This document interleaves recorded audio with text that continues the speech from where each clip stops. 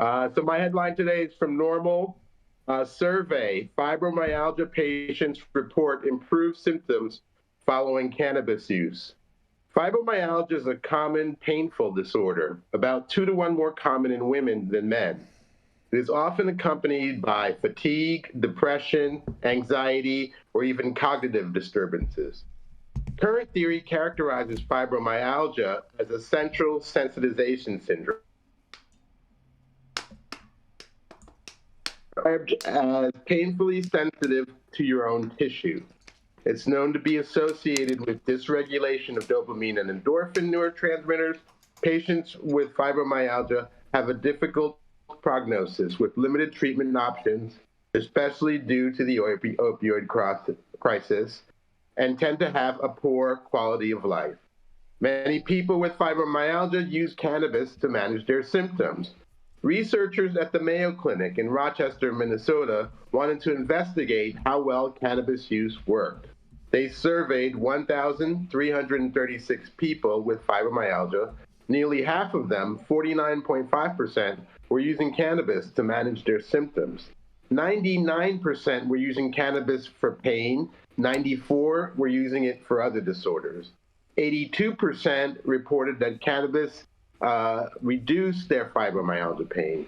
Most respondents also reported that cannabis improved their stress, anxiety, depression, and trouble sleeping. The authors concluded that cannabis is popular among patients with fibromyalgia and that physicians and other healthcare providers should have adequate knowledge of cannabis when discussing therapeutic options with their patients. So as a doctor, I usually blame the people in my profession for not being aware of cannabis as a therapeutic option. In an accompanying editorial, the ministries of health worldwide were also chastised by the statement, medical cannabis seems to penetrate many patients' communities based on the wisdom of the crowds and its high availability despite the formal legal status. This is notable as the use of approved medications in real-world settings is extremely disappointing. Meanwhile, over 22 studies of federally illegal cannabis, including observational studies and randomized controlled trials, suggest that medical cannabis is safe and effective therapy for the management of fibromyalgia symptoms. So today, one day before 420, I'd like to turn my attention toward cannabis retail owners and marketers to ask what they're doing to inform the 24 million people in the United States with fibromyalgia that there are cannabis products available that are 80% effective in reducing their pain. 35% of fibromyalgia patients prefer 1-to-1 THC to CBD ratio. Are retailers stocking their inventory with these products? So I propose that 420 become Fibromyalgia Awareness Day.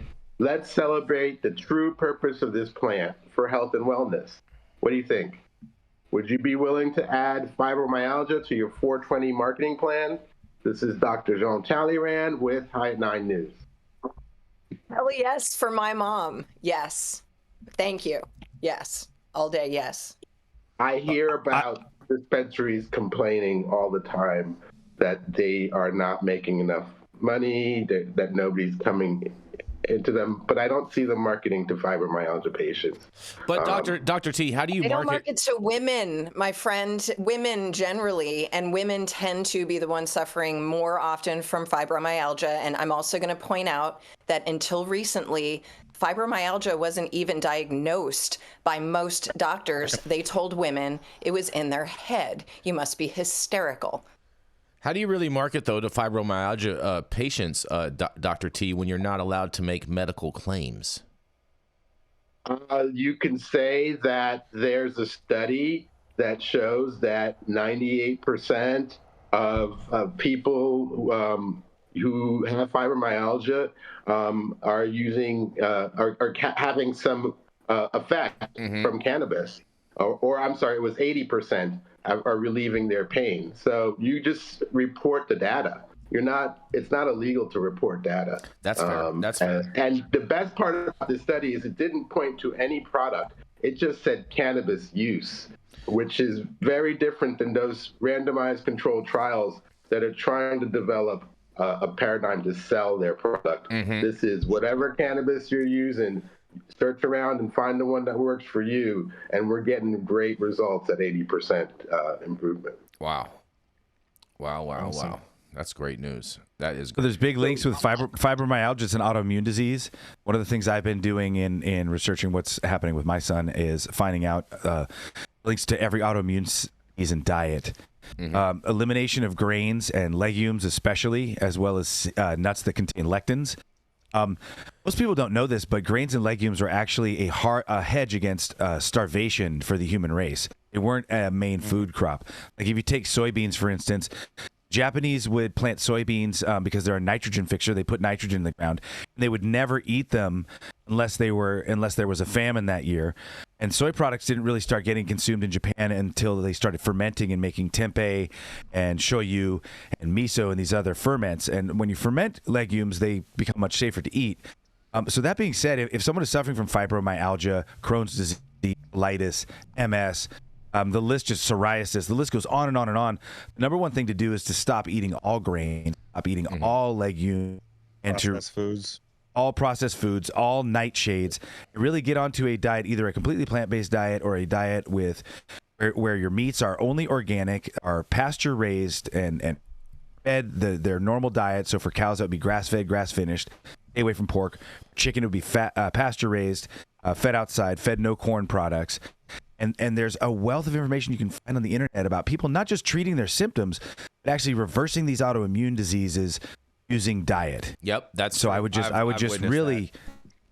strongly suggest anyone who's got these issues, please look at the diet. If you just go to eating chicken, broccoli, and purple sweet potatoes for a year, you will heal yourself. I know that sounds crazy, but give it a shot. I'm just going to add one thing. Get your D3 checked, because a lot of D3 deficiencies are also a combination of these diet. I love everything you just said. Yes. And right on. That's one of the first things that our doctors did with Kai when he was going through his diagnosis was vitamin D megadoses for a month, and then a consistently high vitamin D of dose. Yeah, I would say with gout too. Like me being a sufferer of gout, like it's like 95% diet. Period. I'm always gout and diverticulosis. Same. It's your diet. Yes, over years can reverse that too, but it's diet related usually, and a lack of D3. That's one of the things I had to change this year was my diet, and with what I've been taking, and like I'm down over 70 pounds now this year. So you know what I mean? Ow. Yeah. Good job, Jay. Jason, that ain't just diet though, Jason.